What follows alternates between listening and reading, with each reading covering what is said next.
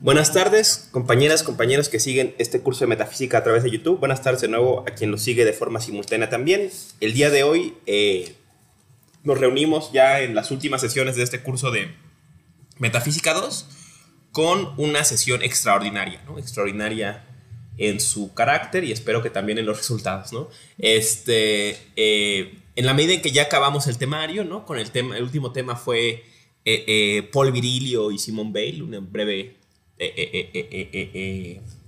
introducción a estos dos pensadores del siglo XX. El día de hoy puse, digamos, a decisión en el grupo de Facebook qué tema querían que vieran. De algunos estoy trabajando, claro, tampoco puedo dar cualquier cosa, ¿no? Y ganó un trabajo que tengo un poco en etapa experimental que se llama Revisitando la pregunta, vivimos en una simulación, ¿no? Entonces vamos voy a intentar presentar este tema, ¿no? Y a ver hasta dónde llego, ¿no? Y me quedo abierto, obviamente, a sus comentarios, a sus preguntas, a sus quejas, porque me interesa doble, porque es un trabajo pues, en etapa experimental, ¿no? Me gusta mucho este tipo de actividades, ¿no? Porque, pues, de algún modo te fuerzan a pensar, ¿no? A salir de tu zona de confort y a pensar otras cosas, ¿no? Y a poner a prueba, ¿no? Estos pequeños fragmentos, ¿no? de esfuerzos del pensar que están ahí entre borradores, notas, ¿no? Ideas cuando te levantas y cosas así, ¿no? En fin, ¿no? Otra cosa antes de empezar, la próxima semana, próximo jueves, que es jueves, aquí está el calendario. Próximo jueves, que es jueves 19 de mayo, sería nuestra última clase, ahora sí, ¿no? Esta va a ser presencial otra vez en la facultad. En el grupo podemos concesar si vemos un tema breve, ¿no? De no más de una hora en esta última clase, y dedicar al menos la última hora a preguntas, comentarios, cosas de su trabajo, de qué opinaron del curso, qué les gustó, qué no les gustó, cosas, dudas generales que se han atravesado a lo largo de este esfuerzo del pensar y lo que sea, ¿no? Pensé que era mejor hacerlo así porque pues, presencial es más fácil tener ese tipo de diálogos, ¿no? Pero igual quien siga la clase a través de forma remota, ¿no? Puede mandar sus preguntas, sus impresiones, sus comentarios a los grupos, ¿no? Tanto al grupo de Classroom como al grupo de Facebook, y pues ahí las veo y todo el mundo las ve. También está mi correo si quieren mandar algo más que no quieran que sea de conocimiento general, ¿no? Quedo al pendiente también de sus impresiones, de sus dudas, ¿no? Y les reitero que el trabajo, la fecha límite para entregar el trabajo final es el 16 de junio, jueves 16 de junio, a través de mi correo electrónico personal o el institucional, ambos Emiliano Castro. Uno es @filos.unam.mx, el otro es @protonmail.com. Ahí mandan su trabajo y bueno, ya saben si lo entregan antes y tengo el chance de revisarlo, se los puedo regresar para que le hagan correcciones y mejoren su calificación, ¿no? A quien tenga pues, la preocupación de la calificación, ¿no? A quien sea oyente de cualquier tipo, pues no se preocupen, ¿no? Y todos los estudiantes extraordinarios les pido que me aclaren dónde quieren que les califique, ¿no? O sea, si son extras o cualquier situación extraordinaria de otro tipo, ¿no? Pongan una nota en el trabajo para que yo sepa, ¿no? En qué acta debe calificarse su trabajo, ¿no? En fin, entonces dicho todo esto, dejando la sección de anuncios de lado, ¿no? Empiezo, ¿no? Con el tema del día de hoy, insisto, un trabajo experimental. Preguntan si puedes tratar sobre los sutras. Sí, ¿no? Fue un tema que vimos en el curso. Lo puedes hacer, ¿no? Sin ningún problema, ¿no? Como cualquier otro texto filosófico, se puede trabajar perfectamente, ¿no? Hay sin número de comentarios de los sutras que vimos, ¿no? El sutra diamante, el sutra corazón, que te pueden ayudar. Pero bueno, parece que con los propios sutras sería más que suficiente, ¿no? En fin, entonces vamos, ¿no? Ahí va. Este experimento, este borrador de trabajo se llama Revisitando la pregunta, vivimos en una simulación. ¿no? ¿De qué estoy hablando? Bueno, es evidente que estoy hablando de Matrix, ¿no? Y justo empiezo con una pequeña retrospectiva, ¿no? Matrix ayer y hoy, ¿no? La película Matrix estrena con el siglo y con el milenio, ¿no? La película estrena en 1999, pero haciendo un juego Hobsbawmiano, ¿no? Podríamos decir que ya estaba bien empezado el siglo XXI en 1999, ¿no? Parémonos en el espíritu de ese tiempo, ¿no? Yo en 1999-2000, cuando estrenó esta película, tenía 9 años, ¿no? Sin duda muchos de estos temas, ¿no? Marcaron mi vida, ¿no? Y me afectaron, evidentemente, ¿no?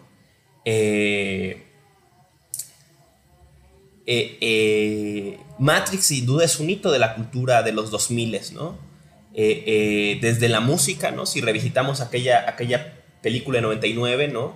Suena a 99, ¿no? O sea, el primer tema musical es Drácula de Rob Zombie, ¿no? Que parecía que estaba en todas las películas y videojuegos de la época, ¿no? En Twisted Metal, por ejemplo, ¿no? En sin número de películas era el tema Drácula de Rob Zombie. The White Zombie, ¿no? En aquel tiempo era el grupo. Cierra con una canción de Rage Against the Machines, ¿no? Otro grupo que parece encerrado en el ethos de esta época tan peculiar, ¿no? Y bueno, no qué decir de la ropa, ¿no? O sea, las gabardinas negras, los lentes oscuros en toda ocasión, los trajes de cuero, ¿no? En fin, ¿no? O sea, es difícil aún hoy, ¿no? Visitar espacios como el centro de salud, ¿no? El Onder, la UTA, ¿no? Y no sentirse que está uno en alguna escena de Matrix, ¿no? No recordar, no ver guiños a estos personajes, ¿no? Que claro, en aquel tiempo se veían con admiración y hoy con nostalgia, ¿no? Pero finalmente, ¿no? Nadie puede negar que esta estética, ¿no? 2000 era, ¿no? Está muy influida por Matrix, ¿no? ¿Qué decir de los efectos y las coreografías, ¿no? Si bien otras películas de un poco de algunos años antes ya habían introducido el trabajo con cables del cine de Kung Fu chino, ¿no? Al público occidental, pues sin duda Matrix, ¿no? Y su uso de cámaras, tomas en 360 grados y demás, del llamado bullet time, ¿no? De las balas, los efectos de computadora, ¿no? Pues fueron usados, refritreados y parodiados hasta el cansancio, ¿no? Es obvio cuando es una película después de Matrix que es una película de después de Matrix, ¿no? Porque los efectos, todo está ahí otra vez, ¿no? Otra cosa, ¿no? Que aparece en Matrix que sin duda interpeló al imaginario de la época, ¿no?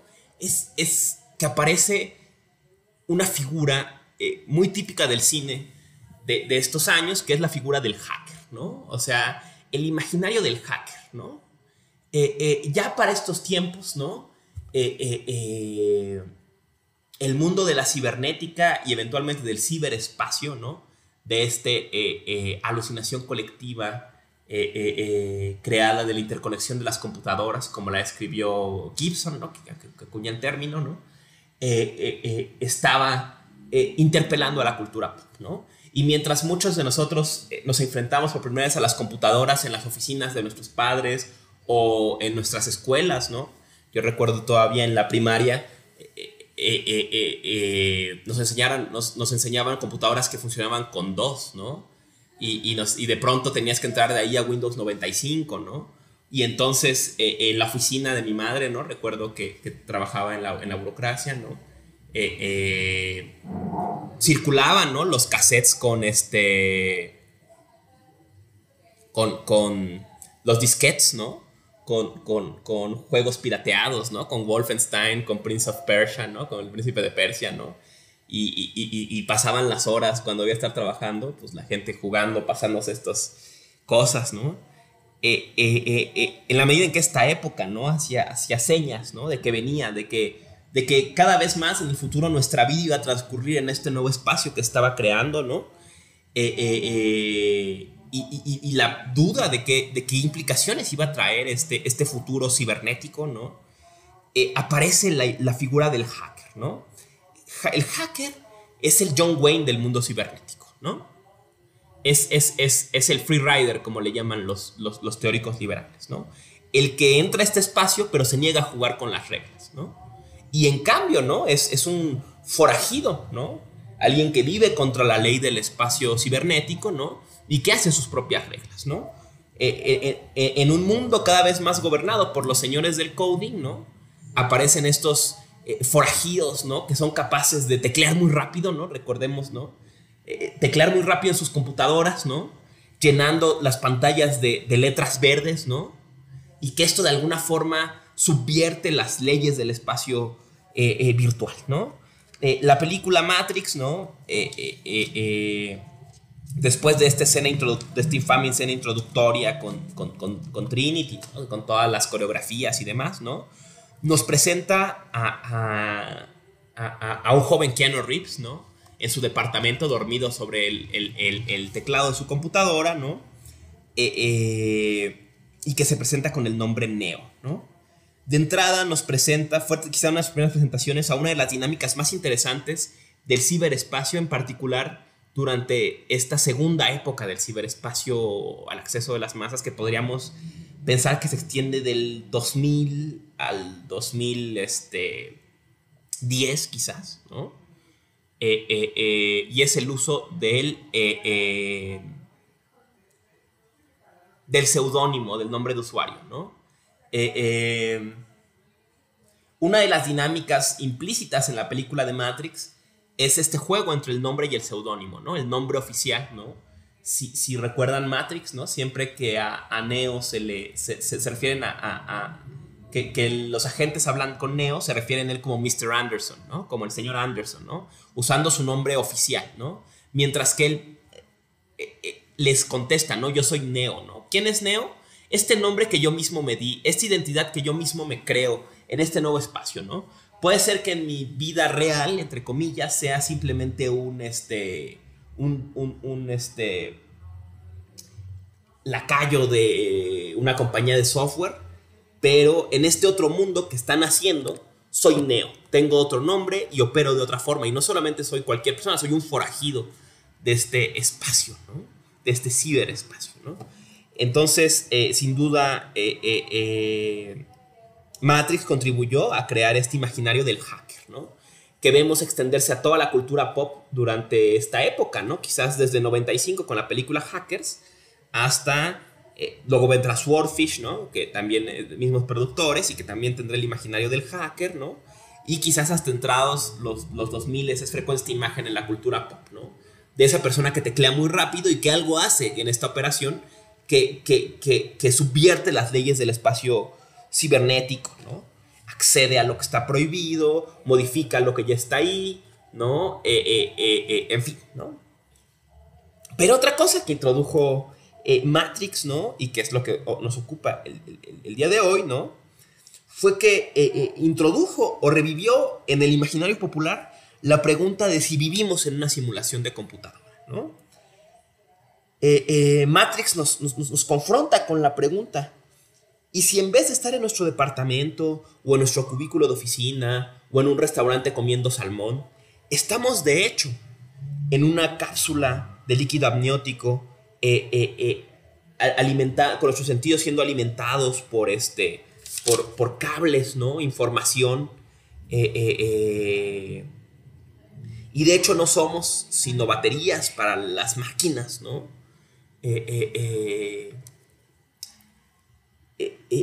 Es innegable, ¿no? Que esta idea, ¿no? Que Matrix propone a través de su trama se apoderó del imaginario colectivo, al menos de esta época, ¿no? No solamente fue la ropa de cuero, no solamente fue el hacker, no solamente fue la música, sino la pregunta: ¿vivimos en una simulación? ¿No? Y este imaginario de wake up, decía Rage Against the Machines, ¿no? Despertar, ¿es posible despertar de esta simulación? ¿No?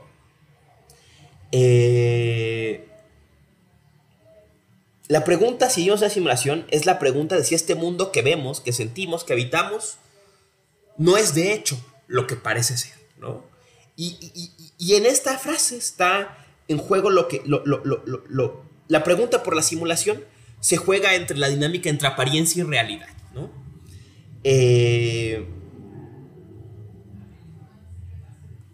Pensemos, ¿no? En de qué estamos hablando, ¿no? Si el juego, la pregunta, vimos una simulación, está entre apariencia y realidad, ¿no?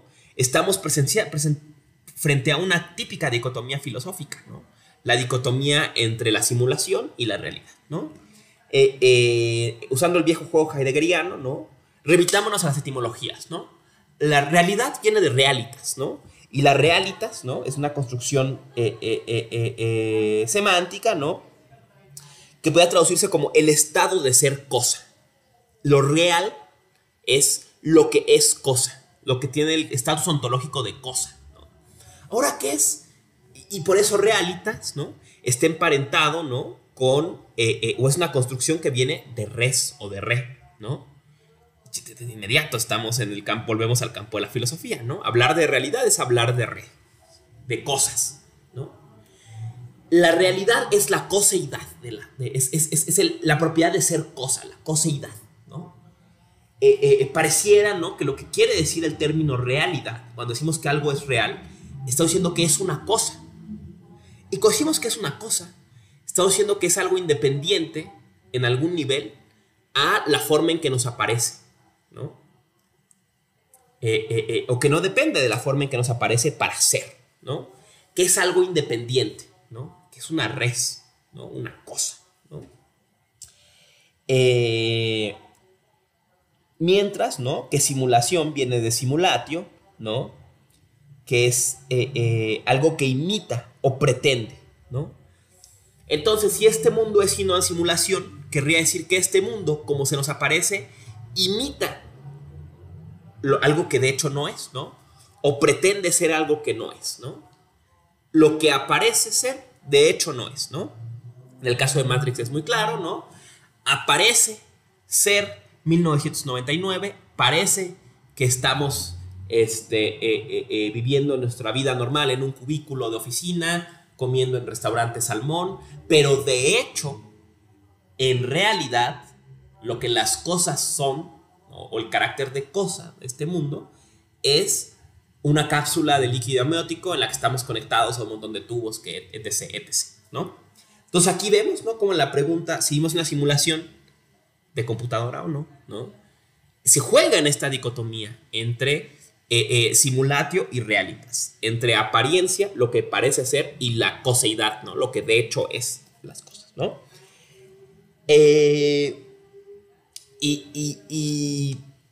Obviamente esta pregunta, en la medida en que se apoderó de la cultura pop, ¿no? Forzó, ¿no? a este imaginario popular, ¿no? A buscar respuestas, ¿no? ¿Y quién podría tener la respuesta a esta pregunta si vivimos en una simulación? Si Matrix da en el blanco, de hecho, ¿no? Pensemos, ¿no? Habría que mencionar películas como Piso 13, ¿no? Que también juegan en presentan esta idea, ¿no? Dark City también va a jugar en este juego entre apariencia y realidad, ¿no?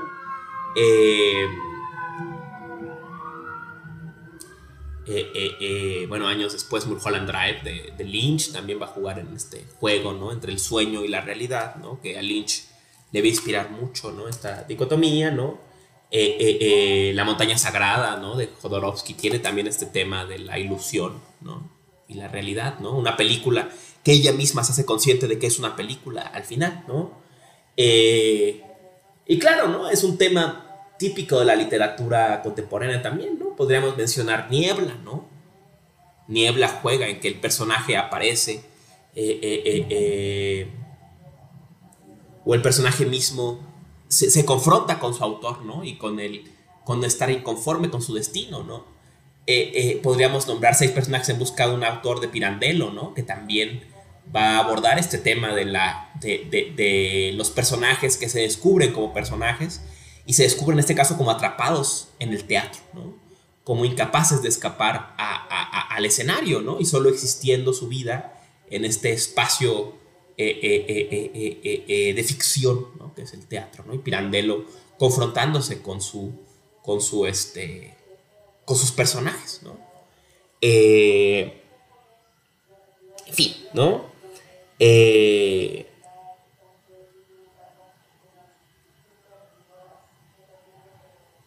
eh, eh, eh, entonces la pelota cae en la cancha de la filosofía, ¿no? Eh, eh, ¿Es la filosofía capaz de responder a la pregunta de si vivimos en una simulación, ¿no? Eh, Quizás uno de los pensadores más relevantes en esta pregunta es Arthur Schopenhauer, ¿no? Arthur Schopenhauer la planteó tal cual, ¿no?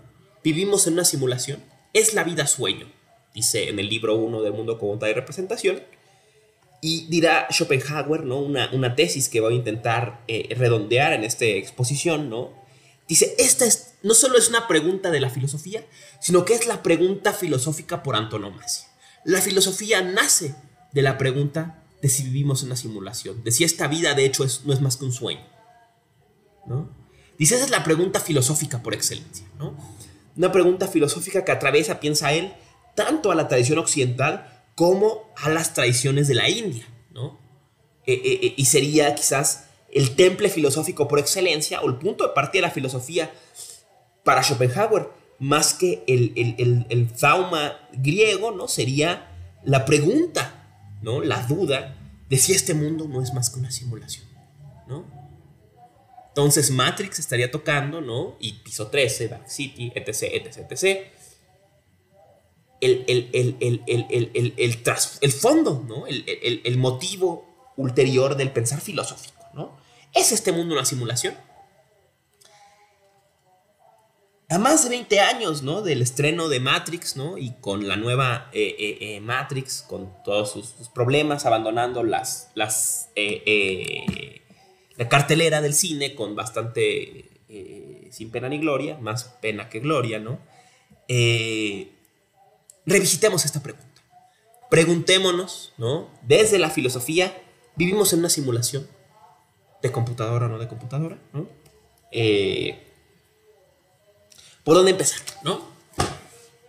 Matrix, ¿no? La original pieza de ciencia ficción nos da, diría mi madre, ¿no? El remedio y el trapito, ¿no? O sea, plantea la pregunta, le lanza a la filosofía esta pregunta, vivimos en una simulación de computadora, ¿no? Pero le da guiños de cómo responderla, ¿no? En la escena, ¿no? Que ya mencioné, ¿no? En que Neo está dormido sobre su teclado, ¿no? Y aparece una cierta interacción en la pantalla, ¿no? Su letargo, ¿no? Su escape al mundo de los sueños, ¿no? Un guiño schopenhaueriano bastante fuerte, ¿no? A esta vida que es un sueño, ¿no? Entonces él despierta cuando tocan la puerta, ¿no? Tocan la puerta, ¿no? Y llega un personaje también salido del centro de salud o de la UTA que quiere comprar algún tipo de programa de malware o algo así que Neo vende, ¿no? Y cuando Neo regresa a su casa a buscar que aparte creo que es un minidisc, que es todavía más práctico, porque el formato del minidisc nunca funcionó, ¿no? Pero o no tuvo mucho éxito. Busca y tiene un libro en su librero, ¿no? Que está ahuecado, en que guarda sus programas, ¿no? Y este libro es Simulación y Simulacro de Baudrillard, ¿no? Entonces, inmediatamente, ¿no? La propia película nos guiña de dónde está sacando sus ideas, ¿no? Desde dónde está lanzándonos la pregunta de si vivimos en una simulación, ¿no? Le está lanzando desde Baudrillard, ¿no? Desde Jean Baudrillard, ¿no? Jean Baudrillard es famoso por muchas cosas, entre ellos por ser bastante difícil de leer, ¿no? Pero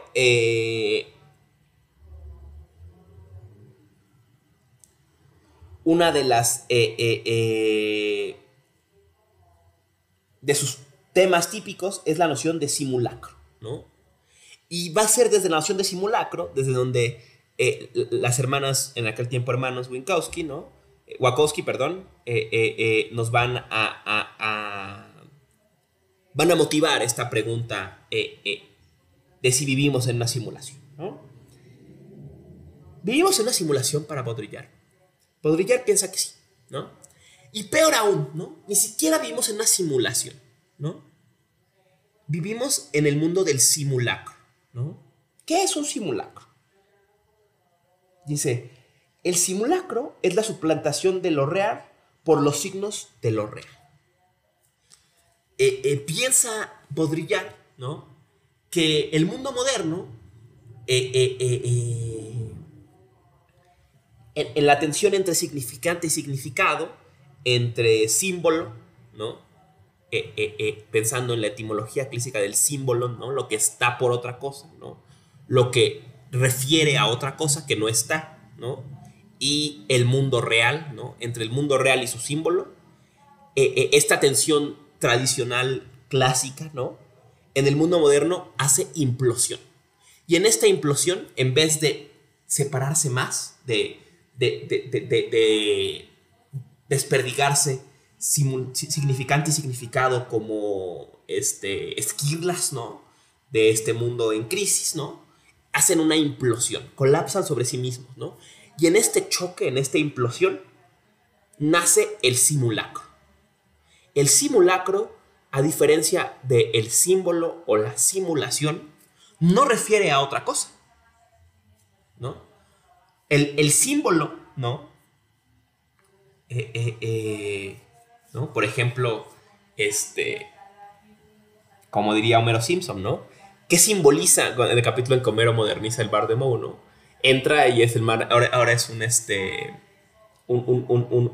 bar hip 2000ero con piezas de arte contemporáneo, ¿no? Y hay una televisión que tiene una instalación de un ojo, ¿no? Que parpadea. Dice, como, ¿qué simboliza esto? ¿Los ojos? ¿No?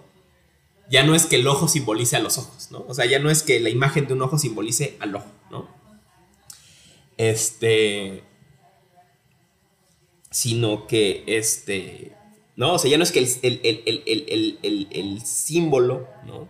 Simbolice otra cosa, ¿no? Sino que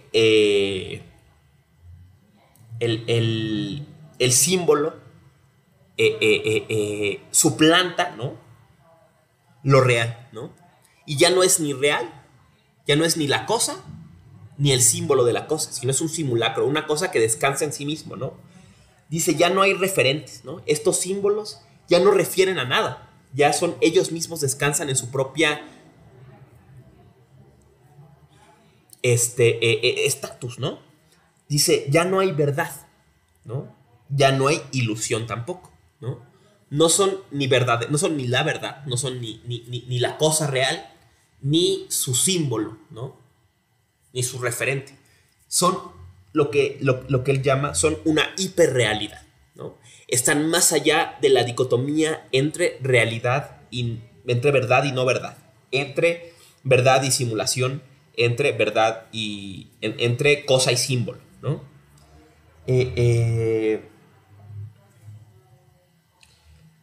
Presenta él, al menos en su famoso Cultura y Simulacro, ¿no?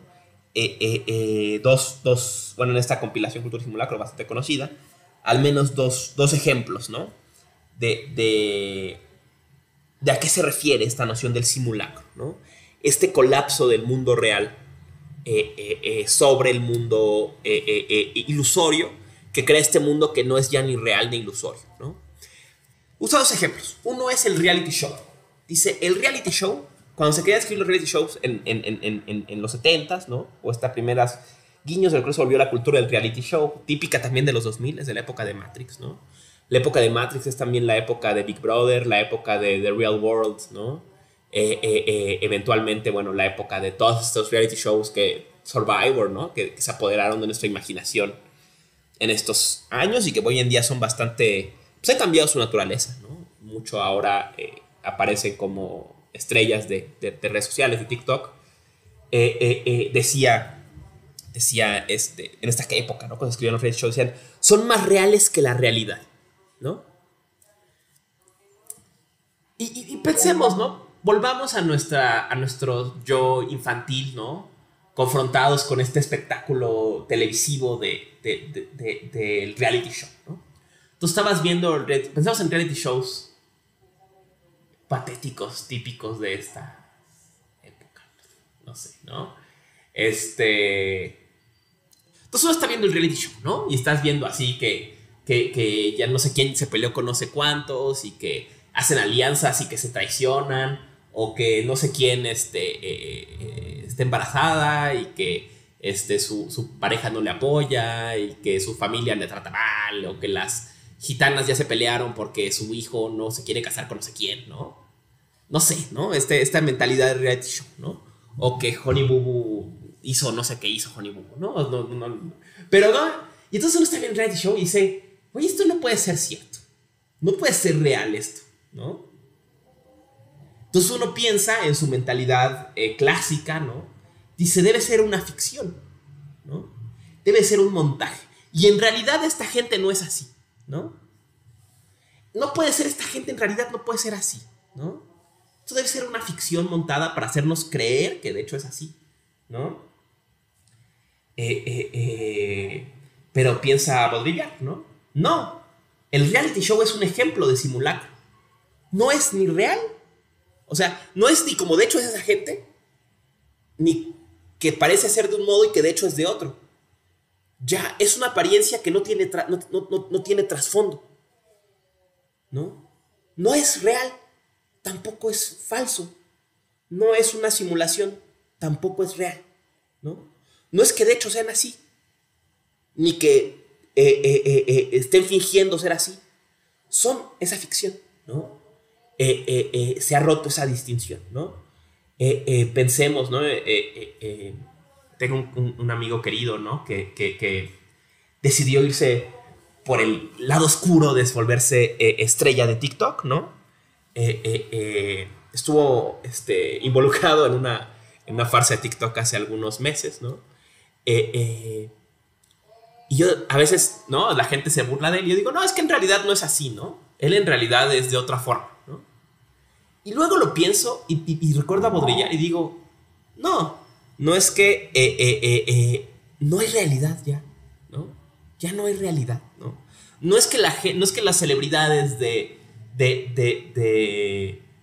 redes sociales aparentan ser de una forma, pero de hecho son de otra, ni que muestran sin más cómo son. Es que son esta simulación, ¿no? O sea, y ese es el concepto de simulacro baudrillardiano, ¿no? Otro ejemplo que él da es el de la tensión nuclear, ¿no? En finales de los años, en los 70s, ¿no? 80s, ¿no? Esta idea de que las distintas naciones, ¿no? Se hacían de poderío militar y estaban todo el tiempo a la espera de esa tercera guerra mundial, de esos ataques nucleares fulminantes, ¿no? Decía, ese ataque nunca va a llegar, ¿no? Nunca estas bombas no sirven más que como símbolos de nada, ¿no? En realidad nunca van a haber estos ataques, ¿no? Es una tensión que solo se mantiene, pero no es que no exista, no es que en realidad esas naciones se vayan a atacar, solo existe como ilusión, ¿no? En fin, ¿no? Entonces, el lugar desde donde Matrix se quiere pensar en la filosofía y desde donde quiere lanzar su pregunta de si vivimos en una simulación es desde el simulacro de Baudrillard, ¿no? Y el simulacro de Baudrillard es la idea de que en el mundo moderno asistimos a un colapso entre el mundo, entre lo real y su signo, ¿no? Y que el resultado de esta implosión de lo real y su signo es el simulacro, ¿no? Y que el simulacro no es ni verdad ni ilusión, ¿no? Sino que simplemente es un signo sin significado y con ello insignificante. Es un signo que descansa en sí mismo, ¿no? ¿Qué quiere decir eso en Matrix, no? Había una hipótesis, aunque hoy parece abandonada, ¿no? Una interpretación de Matrix muy sugerente, sobre todo a partir de las secuelas, ¿no? Que sostiene que que en Matrix no hay dicotomía entre realidad y simulación, ¿no? Que de hecho todo Matrix es una simulación, ¿no? Que incluso el mundo exterior a la Matrix es también una simulación, ¿no? Y unos argumentos dentro del lore, ¿no? O dentro de la narrativa que se utilizan para probar esto, ¿no? Es que los poderes de Neo funcionan fuera de la Matrix, ¿no? Y la única explicación que ofrecen es que de hecho Zion y todo este rollo es una ilusión también, ¿no? Montada por el arquitecto para apuntalar una simulación más sencilla, ¿no? Que sería la simulación del mundo de 1999. La gente que no la puede aceptar le ofrece otra simulación, que es la simulación de que están afuera del mundo de 1999, ¿no? En fin, ¿no?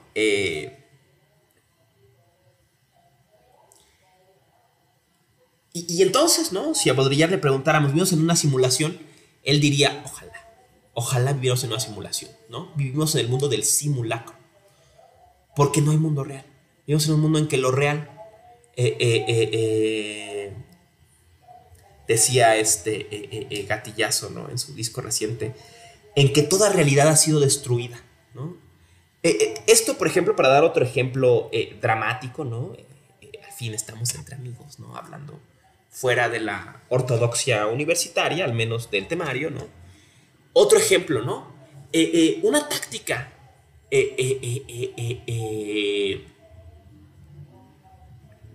simulatoria, ¿no? De simulacro que puso de moda en particular, o que estuvo de moda, al menos en un ejemplo cercano a nosotras y nosotros, el gobierno de México, particularmente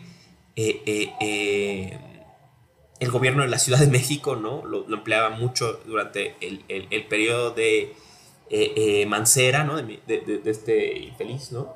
Era el periodo de no decir la verdad, no mentir, sino adelantar un montón de versiones al punto de que ya nadie sepa qué creer, ¿no? Un ejemplo, por ejemplo, de esta operación de simulacro orquestada desde el gobierno hacia México, ¿no? Fue el asesinato de Rubén y de Nadia, ¿no?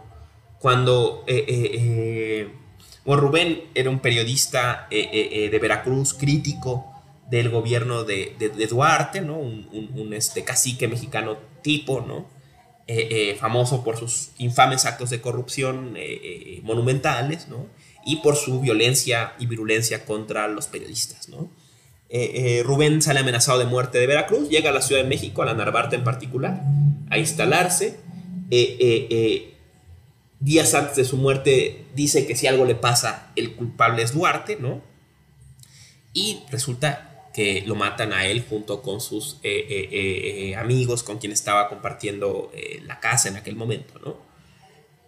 Y bueno, es evidente, ¿no? Que móvil más claro que la víctima diga, si alguien me mata fue esta persona, ¿no? Y luego te mata, ¿no?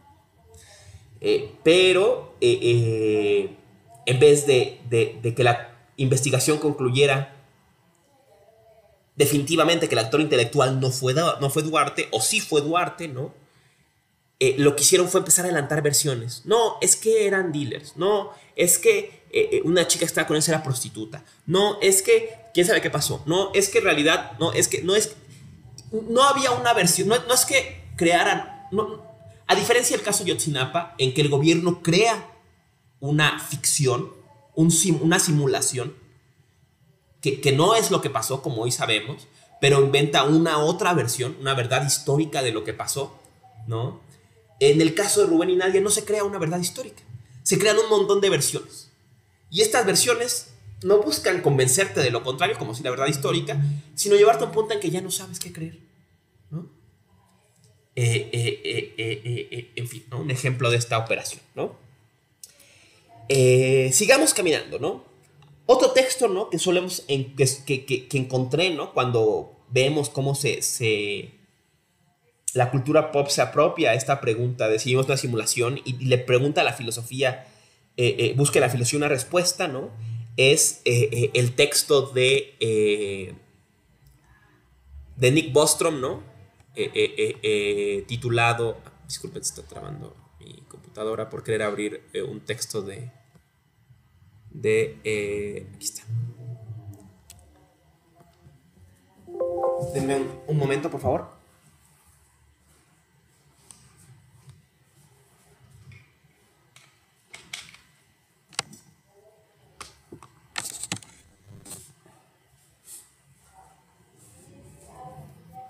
Ahí está, perdón.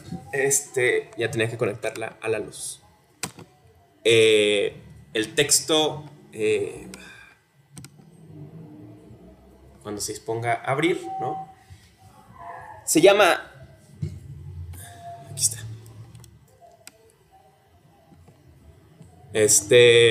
Are We Living in a Computer Simulation? De Nick Bostrom, ¿no? Vivimos en una simulación de computadora de Nick Bostrom, ¿no? Este texto es de 2003, ¿no? No lo hace explícitamente, pero el texto abre con una referencia implícita a Matrix, ¿no? Como la ciencia ficción ha puesto esta pregunta del imaginario colectivo y que Bostrom se propone contestar, ¿no?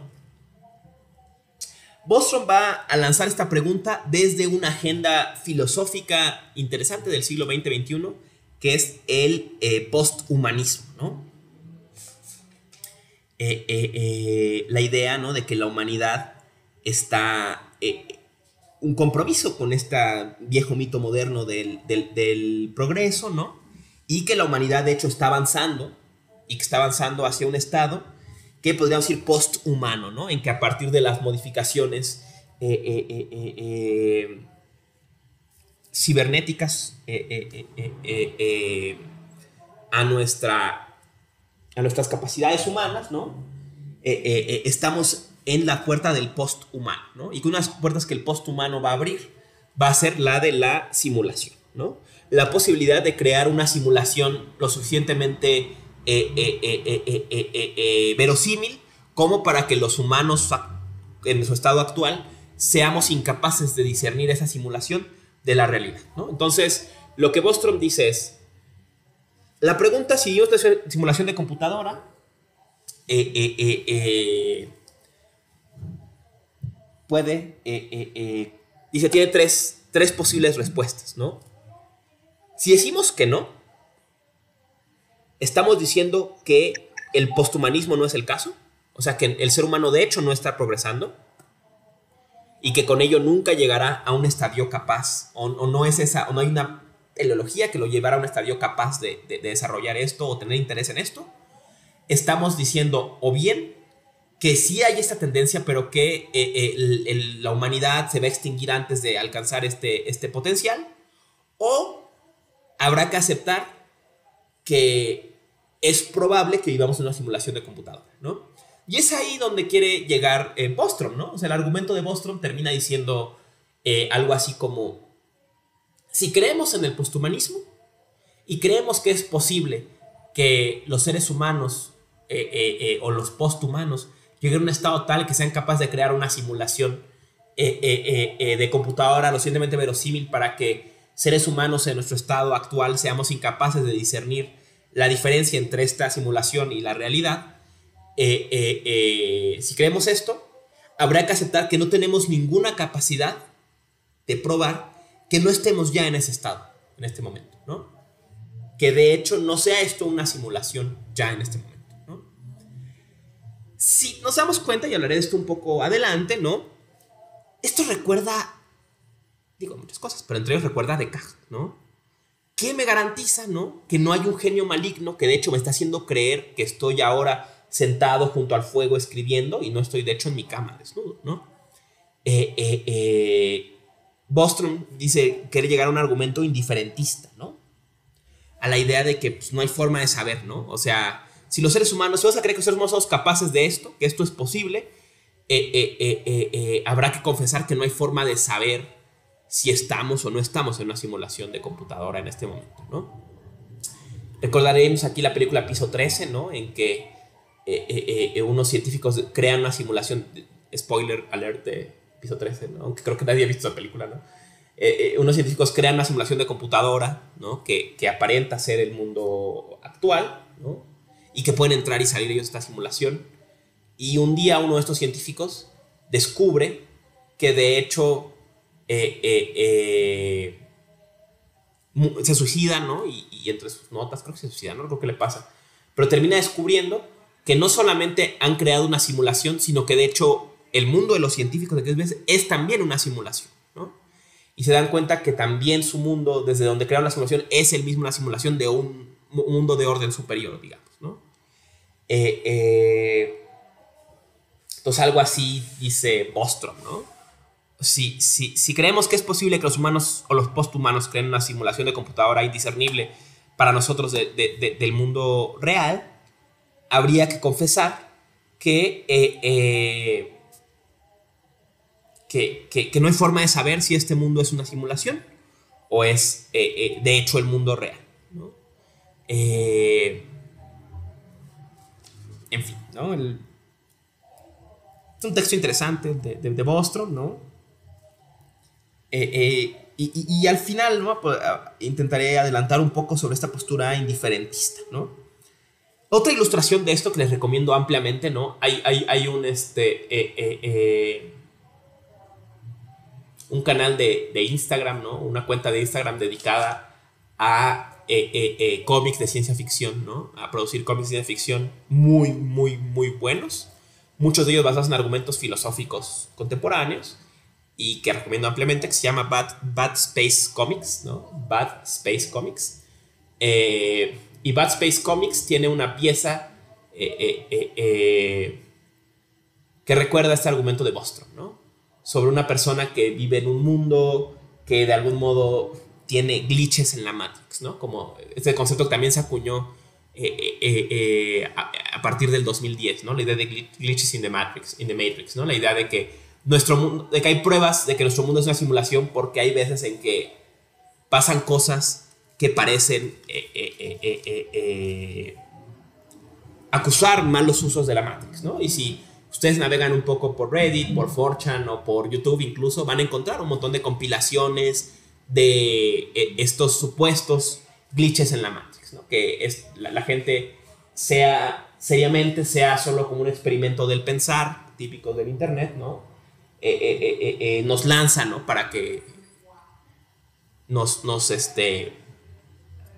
perdamos un rato en esta idea, ¿no? En fin, Bad Space Comics, ¿no? Empieza, ¿no? Con este personaje que está es reciente, desde como de hace un mes, ¿no? No más, ¿no? Y son pocos, publica con poca frecuencia, pero vale mucho la pena su trabajo, Bad Space Comics. Pero en fin, entonces está una persona, ¿no? Que reconoce que en su percepción del mundo suele haber glitches, ¿no? Y que despierta y tiene un nombre distinto de pronto y cosas así, ¿no? En fin, ¿no? Y empieza a investigar qué pasa, ¿no? Investiga y llega a un argumento, no recuerdo el nombre del argumento, que dice algo así como: es más probable que las moléculas que dieron forma, o los átomos que dieron forma al universo, configuran un cerebro humano, a que configuran todo el universo, ¿no? Bueno, es obvio, ¿no? Porque el cerebro no es parte del universo, entonces es más probable que construyan una parte a que construyan todo más esa parte, ¿no? Y entonces, ¿no? Al descubrir este argumento, ¿no? Nuestro personaje se da cuenta que de hecho él está en ese caso, ¿no? Y que es un cerebro aislado, ¿no? Que está flotando en el vacío, ¿no? O lo que sea, y que se crea todo el tiempo esta ilusión, esta simulación de mundo real para no volverse loco, ¿no? En fin, ¿no? Un poco este guiño a Bostrom, ¿no? Y otra forma en que la filosofía afrontó la pregunta: seguimos transformando de computadora, aquí con una respuesta indiferentista, ¿no? Vamos recapitulando respuestas, ¿no? Baudrillard dirá: ¿vivimos una simulación? No, vivimos en el mundo del simulacro, que es peor, ¿no? Porque es una simulación sin que no simula nada, que es ella misma ya la realidad, ¿no? La postura de Bostrom es: ¿vivimos una simulación? No sabemos, puede ser que sí, ¿no? Si queremos hablar en el posthumanismo, es posible y hay probabilidades de que sí, este mundo de hecho sea ya una simulación.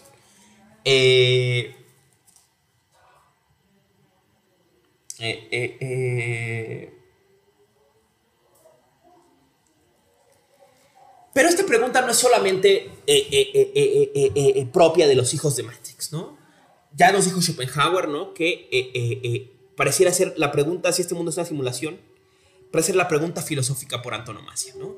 Y regresamos para atrás y vayamos al propio Schopenhauer, ¿no?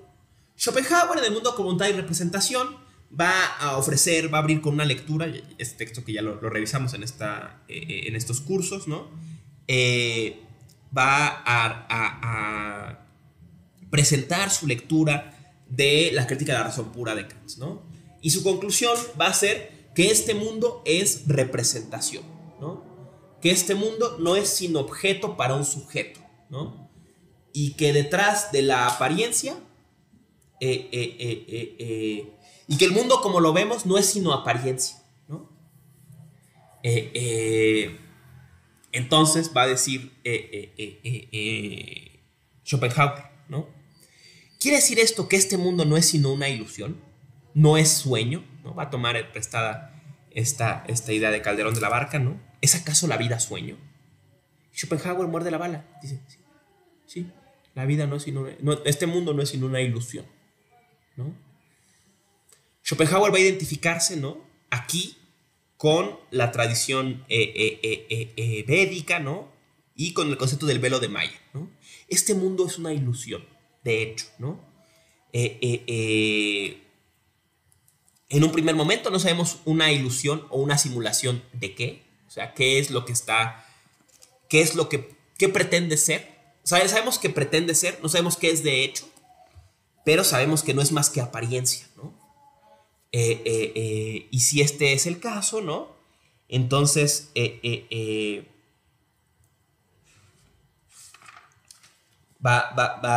Schopenhauer, por ejemplo, está en la siguiente provocación, ¿no? Si este mundo no es más que apariencia, ¿no? No es más que la asociación de representaciones por el entendimiento, ¿no? Entonces, ¿cuál es la diferencia entre el sueño y la vigilia? Y dirá Schopenhauer, ninguna. No hay absolutamente ninguna diferencia, ¿no? Y de ahí que diga, ¿qué razón tenía Calderón de la Barca? La vida es sueño. Usa una metáfora bella, ¿no? Aunque él mismo dice que es una metáfora sin mucho contenido filosófico, o sea, que no puede demostrar, pero que es su opinión, ¿no? Dice, la vida es como un libro, ¿no? Y la vigilia es leerlo de corrido, ¿no? Digamos, leerlo con cierto orden, ¿no? Con una cierta cohesión, sería la vigilia. Dice, el sueño es como cuando acabas de leer el día, ¿no? Y entonces abres el libro en cualquier página y lees qué dice, ¿no? Hay una diferencia de continuidad, digamos, pero sería lo mismo el sueño y la vigilia para Schopenhauer, ¿no? Y entonces, así como Neo, que está dormido cuando empieza la película, ¿no? Y despierta y finalmente descubre que su vida es sueño, ¿no? No es sino una ilusión, no es sino un simulacro, y él de hecho no está en su departamento o en su cubículo o lo que sea, sino en realidad está en una cápsula de líquido amniótico, ¿no? En fin, ¿no? Todo Schopenhauer descubre que sí, de hecho la vida es sueño, ¿no? ¿Y qué solución da Schopenhauer? Dice Schopenhauer, ¿no? El mundo de la representación es sueño. Y si fuéramos subjetividades etéreas simplemente, ¿no? Resultaría que nunca podríamos despertar de ese sueño y no habría más que ese sueño, ¿no? Este mundo no sería sino sueño, no sería más que representación. Pero va a descubrir Schopenhauer que hay un acceso que tenemos un acceso al mundo de las cosas, al mundo real, más allá de la representación. Y ese acceso, y es un argumento que me encanta y siempre lo repito por eso, es que nosotras y nosotros mismos somos cosa. No solo somos subjetividad, sino que también somos cosa. ¿En qué sentido somos cosa? En tanto que somos cuerpo. Nuestro cuerpo es el punto de partida de la subjetividad, digamos, el punto cero de la subjetividad, ¿no? Pero también es una cosa. Y como cosa, quiere decir que no solamente nos representamos el mundo de las cosas como sujeto que se las pone enfrente, sino que también sentimos el mundo de las cosas, al menos el de esa cosa que somos nosotras y nosotros mismos, ¿no? Y entonces tendremos un acceso al mundo real. Y ese acceso al mundo real es nuestro cuerpo y nuestro carácter de cosa. Somos res también, ¿no? Ese es el gran descubrimiento schopenhaueriano. No solamente somos subjecto, no solo son subjetividad, somos también res, somos también cosa. Y como cosa somos reales.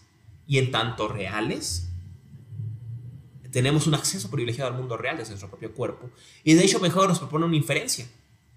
Supongamos entonces que todo el mundo real, o que hay un mundo real más allá de nuestro propio cuerpo, que igual que nuestro cuerpo tiene estas dos naturalezas: presentarse a la subjetividad como representación y sentirse o intuirse como voluntad, ¿no? Así como sentimos nuestro cuerpo, a ese sentir nuestro cuerpo, Schopenhauer le llama voluntad y extrapola esta característica de nuestro cuerpo cósico a todas las cosas, ¿no? Y así tenemos un acceso al mundo real, ¿no? Inmediatamente aquí con Schopenhauer descubrimos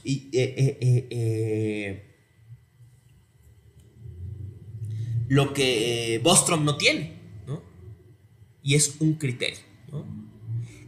Hay en Schopenhauer una forma de descubrir o de acceder al mundo real, ¿no? Y entonces poder decir, este mundo es una ilusión porque puedo ver cómo es, puedo acceder de alguna forma al mundo real, ¿no? Entonces, la gran cuestión será encontrar este acceso a la cosa. El acceso a la cosa es la clave de la pregunta sobre si este mundo es una ilusión o no, ¿no? Y Schopenhauer la encuentra en el cuerpo, ¿no? Nombremos, al menos brevemente, otros casos, otros pensadores que van a jugar este juego, ¿no? De la pregunta sobre si vivimos en una simulación, ¿no? Podríamos mencionar a Kant, y particularmente la crítica que le hace Jacobi a Kant, ¿no? En sus cartas sobre Hume, ¿no? Dice Jacobi sobre Kant, ¿no? Dice: Kant descubrió que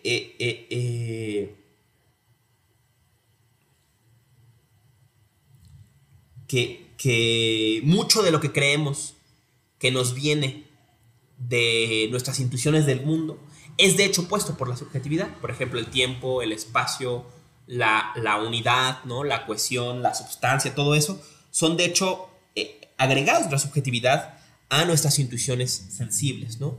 Y descubrió además que no hay forma de conocer el mundo fuera de nuestras intuiciones sensibles, ¿no? Y entonces, dice Jacobi, ¿no? Kant termina cayendo en un nihilismo, ¿no? De hecho, acuña para la filosofía al menos el término nihilismo en esta crítica a Kant. ¿Por qué? Dice Jacobi. Porque entonces, ¿no? Tenemos intuiciones, ¿no? Y tenemos representaciones. ¿Pero de qué? ¿Qué nos representamos? ¿Qué intuimos?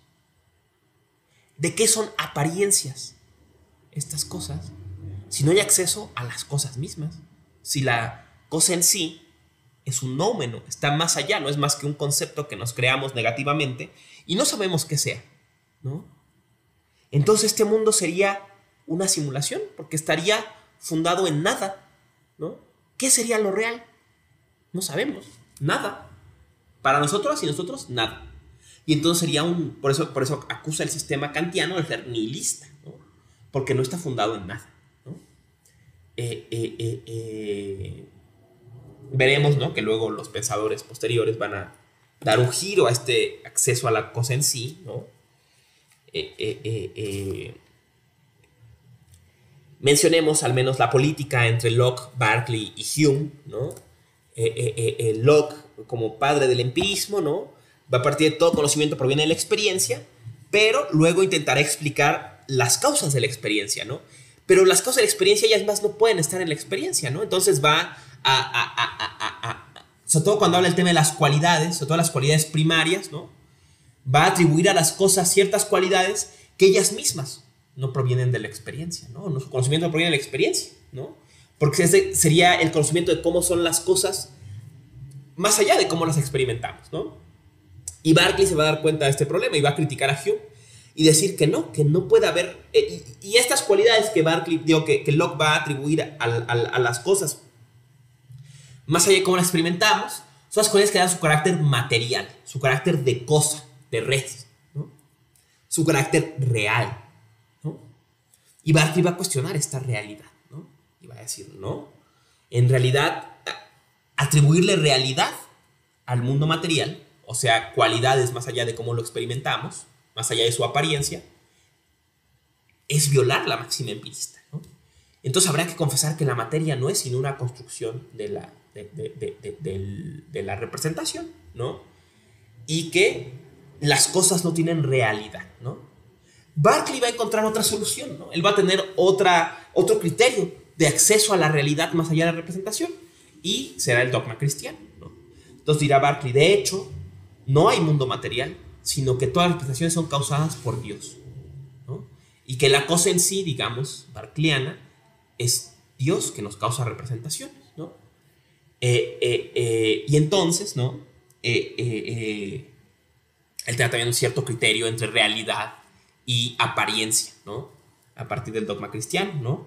Cosa que Hume no tendrá, ¿no? Hume va a volver sobre el argumento de Berkeley, la crítica a Locke, y dará la razón a Berkeley, ¿no? Dirá, es cierto, tiene razón Berkeley, no tiene Locke desde su sistema ninguna forma de dar razón de las llamadas cualidades primarias o estas cualidades del mundo material en sí mismo, ¿no? Pero Hume, como buen escéptico, va a decir, pero lo que yo no puedo comprarle a Berkeley es que quiera resolver este problema metiendo el dogma cristiano, ¿no? Entonces más bien habrá que tomar una posición escéptica y decir, ¿es este mundo una ilusión? ¿Qué es el mundo real? ¿Qué es el mundo de las cosas más allá de cómo nos aparecen? Y contesta Hume, no lo sé. Eso no lo sé. Y no solo no lo sé, sino no lo puedo saber. Porque si estoy consciente por la experiencia, no habrá forma de saber qué es este mundo más allá de la experiencia.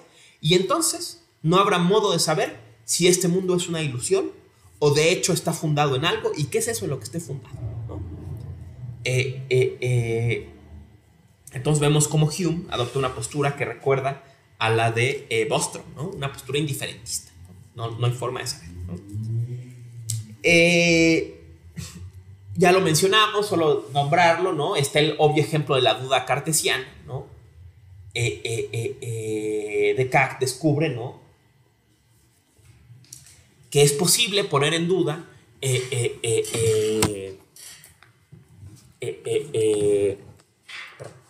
posible poner en duda este mundo como se nos aparece, ¿no? Que puedo cuestionarme, ¿no? Que las cosas sean de hecho como a mí me aparecen, ¿no?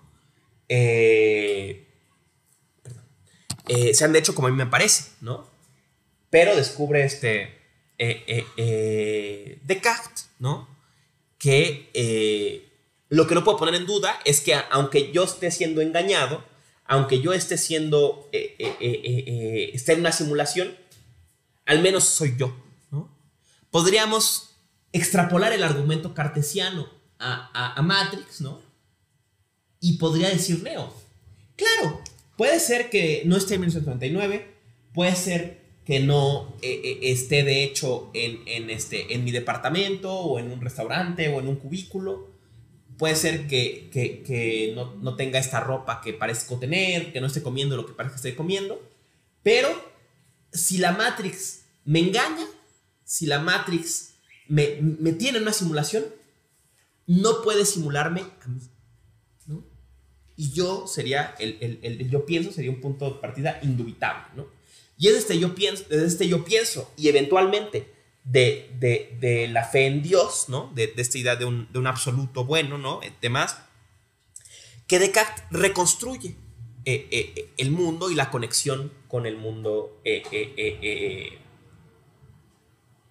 fenoménico, ¿no? Que el mundo, de hecho, de alguna forma es como me aparece, ¿no?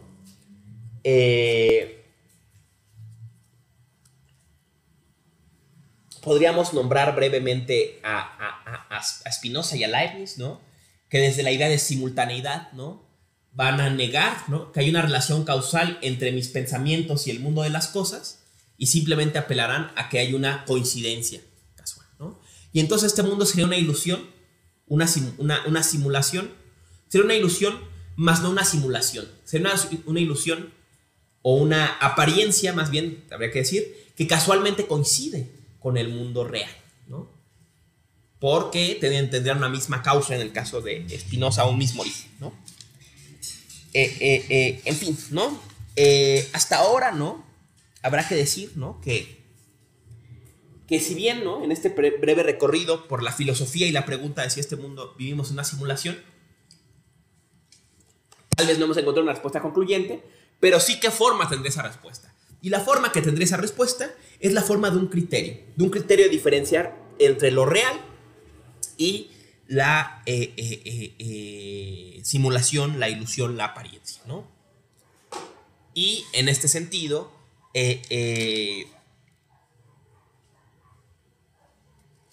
¿no?, estaría ahí la cuestión. Y en cambio, ¿no?, si no podemos encontrar un criterio, ¿no?, un acceso a la cosa, un acceso a la realidad, habría que confesar una postura indiferentista como la que nos propone Bostrom, ¿no?, en que no sabemos si esto es una simulación, o no hay forma de saberlo, ¿no? Y quien diga que hay forma de saberlo tendría que presentarnos un criterio, ¿no? Si esto es una ilusión, ¿dónde está la realidad? ¿Dónde está la cosa? ¿No? Esa sería la pregunta, ¿no? Y bueno, ¿no?, haciéndole caso a Schopenhauer, ¿no?, habría que reconocer que esta pregunta sí se puede remontar hasta los albores de la filosofía. Uno de los primeros pensadores en plantearse la pregunta si este mundo es una ilusión y en plantear la idea de que este mundo es una ilusión es Platón, ¿no? Regresemos a la caverna de Platón. La alegoría de la caverna de Platón nos pone en una posición ilusoria, ¿no? Las personas están atrapadas en la caverna, estamos viendo simulaciones, cosas, las sombras de títeres que fingen ser las cosas reales, las ideas, ¿no?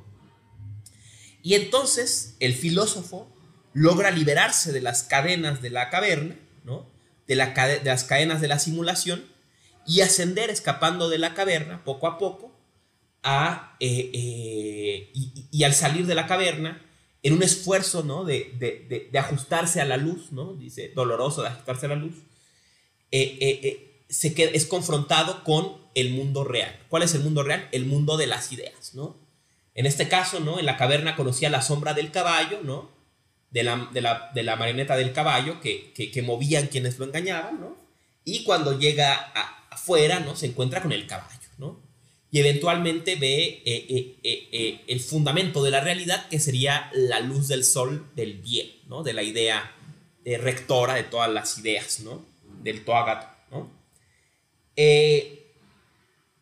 Si revisitamos la alegoría de la caverna, estamos una vez más en el escenario de Matrix, ¿no? Imaginemos, ¿no? Imaginemos, en Matrix hay un personaje mítico, ¿no?, del que se refiere una y otra vez, que es este primer personaje que libera, que es el primero en liberarse solo de la Matrix y que es el primero en empezar esta labor de liberación de las demás personas, ¿no? Y que obviamente en esta liberación va a encontrarse con contratiempos, ¿no? Podríamos imaginar que el primero en liberarse de la Matrix fue Platón, ¿no? Sería este personaje, ¿no?, que él mismo reconoce que este mundo es una simulación, escapa de la caverna, ¿no?, y se confronta con la realidad, ¿no? Y descubre la realidad, ¿dónde? En las ideas, ¿no? ¿Cuál es la herramienta que usa para liberarse? No es difícil saberlo, la filosofía, ¿no? La filosofía libera de la caverna, ¿no? Y nos lleva a reconocer que aquello que tomamos por verdadero la más de las veces, de hecho no eran sino simulaciones, y que nos da un acceso a la realidad. ¿Qué es la realidad para Platón? Las ideas, ¿no? Y finalmente, ¿no?, si vamos a tomar la alegoría de la caverna como el primer ejemplo del argumento de la simulación, ¿no?, habría que pensar, ¿no?, y recordando esto que decía Schopenhauer, ¿no?, en que tomábamos a la idea, ¿no?, o a la pregunta de si este mundo es de hecho una simulación, como la pregunta filosófica por excelencia, ¿no? Habría que reconocer, ¿no?, que sin duda, ¿no?, la filosofía nace de la pregunta de si este mundo es una simulación. ¿Cómo conecto esto con Platón, ¿no? Típico tema de manual de filosofía. ¿Cuál es uno de los primeros temas o problemas que han nacido en la filosofía? La tensión entre nomos y physis, ¿no? entre la costumbre, entre lo que creemos que las cosas son, las opiniones, ¿no? La doxa, nomos, ¿no? Lo que por convenio de los humanos son las cosas y lo que de hecho surge o aparece, fisei, ¿no? Se manifiesta, ¿no? Es por naturaleza, ¿no? Y esta tensión entre nomos y physis, en su expresión epistémica más cruda, ¿no? Sin duda es un gran móvil de la filosofía, ¿no? Dice Miguel Morey en su libro Los Presocráticos, ¿no? Habla del origen de esta tensión, ¿no? Y la remonta a las culturas minoico-micénicas, ¿no? Prehelénicas, ¿no? Y cómo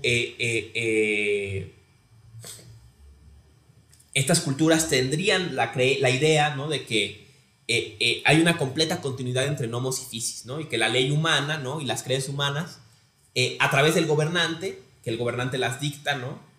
Coinciden perfectamente con el orden natural, ¿no? Y el orden humano y el orden natural están en completa armonía, ¿no? Y el más crudo descubrimiento para la cultura minoica y micénica es que no es así, ¿no?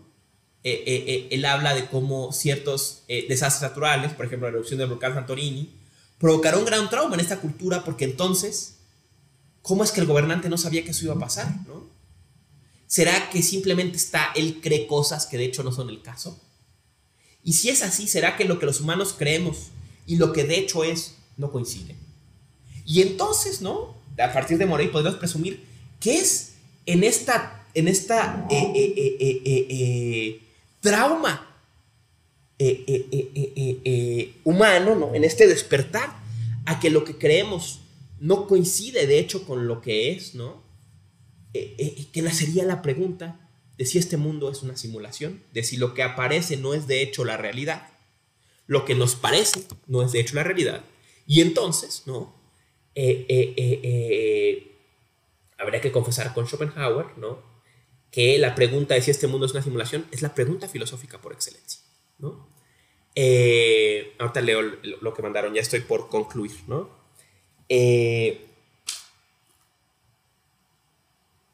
Podemos ver, ¿no? Episodios de trauma filosófico, ¿no? En Parménides, por supuesto, en la vía de la aletheia y la vía de la doxa, ¿no? Entre lo que los humanos, los mortales creen y lo que de hecho es el caso, ¿no? Y reconocer que no coinciden, ¿no? Podríamos recordar aquel famoso fragmento, ¿no? De Leucipo y de Demócrito, ¿no? En apariencia muerte, en apariencia cosas, en apariencia... En realidad, átomos y vacío, ¿no? La conclusión de que este mundo, como se nos aparece, no es de hecho lo que es, ¿no? Y que viviríamos, pensemos desde el punto de vista de Parménides, desde el punto de vista de los atomistas, vivimos en una simulación. La muerte es una simulación, las cosas son una simulación, son una apariencia. El mundo en realidad no es más que, en el caso de los atomistas, el juego de átomos y vacío. Y veamos este trauma extenderse hasta Platón y la caverna, ¿no? Y el deseo de encontrar un método para liberarse de la simulación, librarse de la caverna. ¿Cuál es ese método? La filosofía, ¿no? Entonces habría que dar razón a Schopenhauer en que la pregunta de si este mundo es una simulación es la pregunta filosófica por antonomasia, ¿no? En fin, para concluir, ¿no? Bonito recorrido, profesor. Y a ver, entonces sí, ¿vivimos una simulación o no? Por lo menos adelantamos cómo se puede dar respuesta a esta pregunta. Y la respuesta a esta pregunta es la respuesta de un criterio. Un criterio que pueda diferenciar realidad de apariencia. Y si tomamos el sentido de realidad literalmente, ¿no? Lo que necesitamos es un criterio de acceso a las cosas, ¿no? Quien pueda decirnos si este mundo es una simulación o no, será quien pueda decirnos qué es el mundo real, ¿no?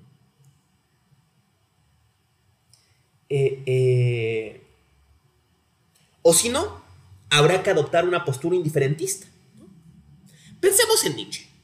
Nietzsche sin duda fue alguien que se movió en este juego entre verdad y apariencia, ¿no? Dice Nietzsche en Crepúsculo de los ídolos, ¿no? Cómo el mundo verdadero se convirtió en fábula, ¿no? En este grandioso recorrido por la historia del nacimiento de la mayor ficción, piensa Nietzsche, del mayor simulación, que a contrapelo de Platón, para él la mayor simulación es el mundo verdadero, ¿no? El mundo de las ideas, el mundo de los conceptos, ¿no? Contra el mundo aparente de las experiencias, ¿no? Entonces dice Nietzsche, ¿no? Y si cuestionamos este mundo verdadero, ¿qué nos queda? ¿Solo la ilusión? ¿Solo la simulación? ¿Solo la apariencia? Dice Nietzsche, no. Muerto el mundo verdadero, muere también el mundo aparente. Y solo nos queda un mundo, ¿no? Recordamos aquí, con otro signo, por supuesto, el juego de Baudrillard, ¿no? Si ya no hay verdad y ya no hay ilusión, solo queda el simulacro, ¿no? Para Nietzsche, si ya no hay mundo verdadero, si ya no hay realidad, tampoco hay simulación, ¿no?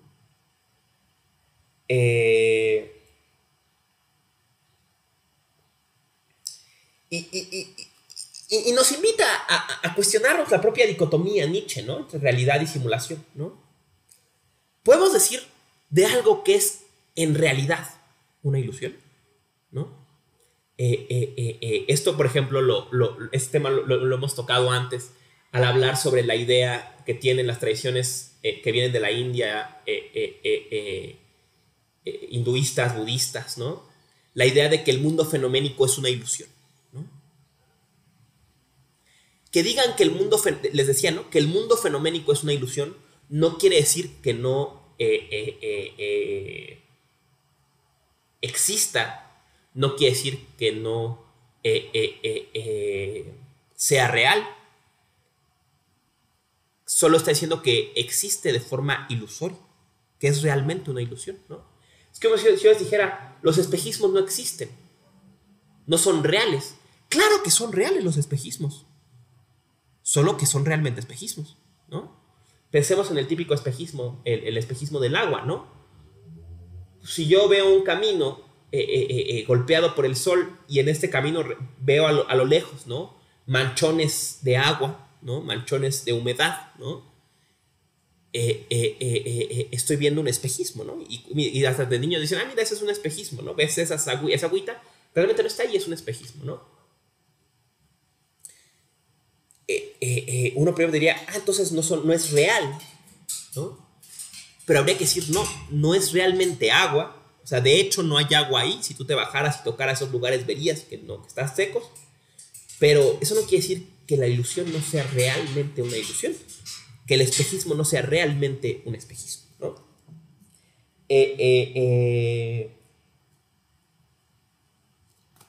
Y esto me lleva a una posición, a revisitar el indiferentismo desde otra perspectiva, ¿no? Y con esta idea concluyo, ¿no? Vivimos en una simulación.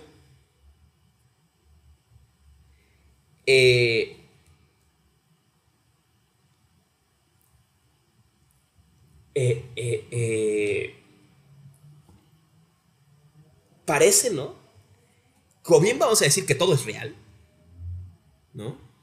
Y habría que darle realidad, derecho legítimo de realidad a la apariencia y decir que no hay más realidad que la apariencia, o bien todo es una ilusión, ¿no? O todo es una simulación. ¿Una simulación de qué? ¿No? Decía, ¿no?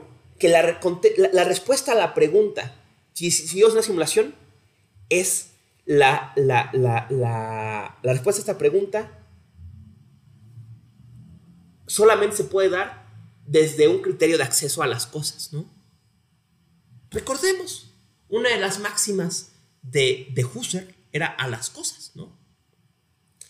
Pero lo que logra la fenomenología es cuestionar nuestra noción de cosa, ¿no? Y reconocer que no hay cosa, que la cosa no es otra cosa que su mostrarse, ¿no? Que la cosa no tiene más detrás que su propio mostrarse, ¿no? Y que cuando hablo de lo que la cosa es realmente más allá de cómo se muestra, estoy asistiendo a un proceso de abstracción, ¿no? Conceptual, ¿no? La cosa, independientemente de su mostrarse, solamente existe abstractamente en el entendimiento, ¿no? La cosa misma es su mostrarse, ¿no? La cosa no es sino su apariencia, digamos, ¿no? Y esta apariencia puede ser múltiple, ¿no? Las cosas aparecen o se muestran desde muchas perspectivas, desde muchas disposiciones afectivas, ¿no? Desde muchos ángulos, ¿no? ¿Cuál es el real? ¿No? Habría que hacer caso a Nietzsche, ¿no? Y decir, muerto el mundo real, muere también la simulación, ¿no? Y entonces, decir, como decía, o este mundo como nos aparece es real, en sus distintas aristas, perspectivas, disposiciones afectivas, ángulos, interpretaciones, o no veo dónde hay acceso a la realidad, ¿no? En fin, ¿no? Hasta aquí la exposición. Vivimos en una simulación. Si es así, que los señores del coding que nos tienen encerrados en este espacio ilusorio de simulación, la desactiven en este momento y nos den acceso a las cosas reales.